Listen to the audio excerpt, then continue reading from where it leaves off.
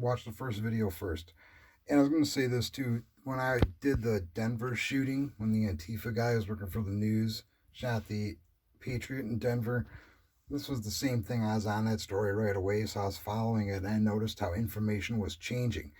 Factual information was changing in real time, and the only way that you would have known that is to be following it the whole time, and to be a screen capturing or video capturing the stuff when it came out originally. And I'm already seeing that here. I'm seeing some weird shit. So all I'm going to say about this, we got the first witness from the first video, who I thought was a little strange. Now there's another witness, pulled this off somebody who had the local news. What you told me and what I know authorities are looking into as well. It was around 5 or 5:30 this morning that you were awakened, and walk me through it to the sound of gunshots initially. Exactly. Between 5 and 5:30 a.m., we heard very loud gunshots, repetitive, like 5 to 6 shots. I'm not sure, but very loud, and that woke us up. But we only heard it for a minute, and we just thought maybe, you don't know. You live downtown, you hear things. We've been living there for 15 years. Well, about 5 minutes later, we heard it again. And then I realized, and it was in the same place right outside of our window, basically on the street. So I called 911 for the first time at 5:32 this morning was my 911 call to say that I had heard gunshots. Well, then I went downstairs. We have a 2-level apartment, and I looked out the shades of my window, which I was a little bit afraid to raise because of the gunshots were so close. And I saw an RV directly out front across the street. And I began to hear a broadcast from, like a recording coming from the RV. And it was saying, this vehicle has a bomb. If you can hear this message, you need to evacuate. And all that was happening. And it was still, that went on for about 30 minutes. And then the RV message changed and said, you have 15 minutes to evacuate. And then we heard 14 minutes. Well, I went downstairs and I looked out on the sidewalk, and I saw that police were at both ends. By the way, I did see a police officer earlier between 5:30 and 6 a.m. walk around the RV. Okay, so 911 told me that police had responded. So they had responded, and we'll take it from there then. So what you're saying you heard at some point, and maybe this was something law enforcement had already been alerted to, was some kind of an announcement coming from the RV. I think you mentioned to me, did you not? It sounded recorded, a male voice, but you never saw any individual inside the RV. No, I couldn't see inside the RV. It was parked facing in an opposite direction, so I never saw the windshield. And, I was listening to something that I think you guys just played on the news, and now I'm not as positive it was a male voice, but it was definitely a recorded voice. A recorded voice, okay. Consistent, saying, evacuate this area. This vehicle is a bomb. It has a bomb. And then it started the countdown, and the last count we heard. And this is what I want to, this is another video of the actual bomb exploding.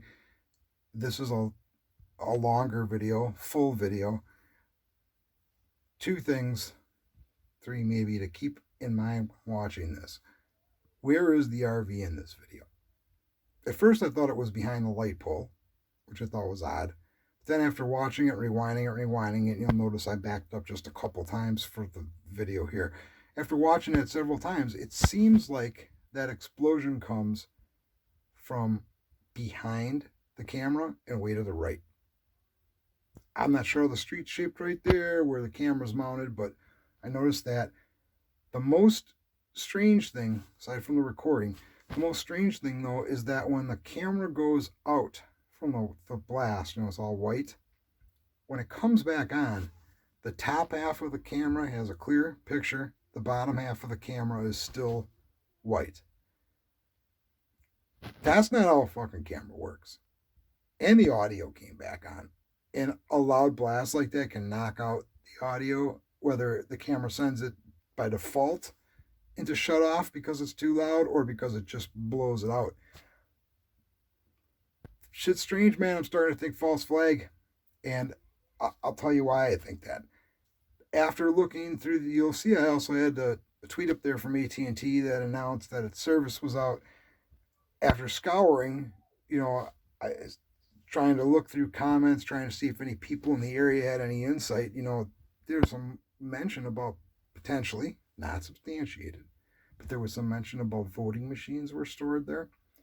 And I'm wondering if maybe there's some server stored there that hadn't been correctly wiped, and they were trying to get the server. Why? Listen, white nationalists do not fucking warn people before they kill them. Did that guy that went to the Sikh temple in Oak Creek go, okay, get all the kids out because I'm going to shoot all you people? Did Timothy McVeigh warn everybody in the federal building that he was going to drive the fucking truck into the building? And you think of any shooting where it's been legitimately attributed to white nationalists, or for that matter, to fucking ISIS, or any Antifa. More so Antifa in Europe, where they're more violent. They're a lot more violent in Europe. They're a lot stronger in Europe than they are here. But have you ever seen any of them give people a fucking warning? This whole thing stinks. I just want to state it. And I'm not predicting anything with this. I'm just saying there's some suspicious stuff when you put it all together. Now, the last thing that I would say is about the gunshots. So this is what happened factually in order, as best I can tell from watching news feeds from local police and FBI and ATF, and reading Twitter and watching all the videos. Shots were fired. Some shots. A period of time passed, like minutes, then more shots. This happened like 3, 4, 5 times before the bomb went off. In the bomb video that I'm about to put up, the last thing that you would note also is that after the bomb's gone off and after the camera comes back on, as odd as that whole thing is, you can hear what sounds like maybe more gunshots. There's no talk about recovering any shells anywhere. Obviously, if a bomb area is a big mess. How close would the shots have had to have been to be in the blast radius where it's not impossible, but will take a while to find any shells, any casings, right? So they were all fired within the bomb radius because they were fired pretty close to when it exploded. This witness that was in this video, the second witness, she's the first person to say that the message changed. That there was a long message on a loop saying get away from the RV. Then the message we heard started to play, there's a bomb, and that one included repeating phrases, then you have 15 minutes. Then repeating a phrase, you have 14 minutes. Then repeating the phrase, you have 13 minutes. That's how she says it happened. Of course, she thought the voice was a guy. Additionally, this lady says that she first heard the first round of gunshots at 5 or between 5 and 5:30. Looked out her window at some point, which is odd enough. Because, I mean, I don't know. I would look out my fucking window because I'm nosy, but most people wouldn't look out their window. Right? Maybe. But somewhere in there was another grouping of gunshots. And then she says the recording started. Nashville sunrise today was at 6:56. And the videos that I saw of that bomb were definitely after sunrise. They might have been a minute or two after sunrise, but they were after sunrise. So that means that the bomb didn't go off till 7. Could have been 7:10, could have been 7:03, could have been 7:25, but it was, that sun looked like it was pretty low. So probably in the first 15 minutes of sunrise. So that means that if she's not lying or she's not confused, that she first heard shots fired at 5 in the morning, 2 hours before the bomb went off. And she first started hearing the recording coming from the RV at 5:30. But there was no bomb squad at the RV. There were no cops by the RV. So they had enough time to warn people to get them out. They didn't try to send a bomb squad or even maybe they sent a drone and haven't given us the footage. There was some drone footage of the blast afterwards, but they didn't send in a drone, keeping all the people out, right?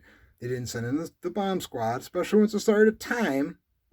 They go, now we know we got exactly this much time left. It's just everything about this is weird.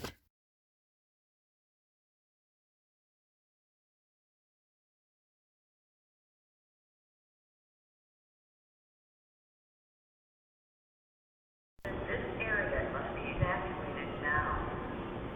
All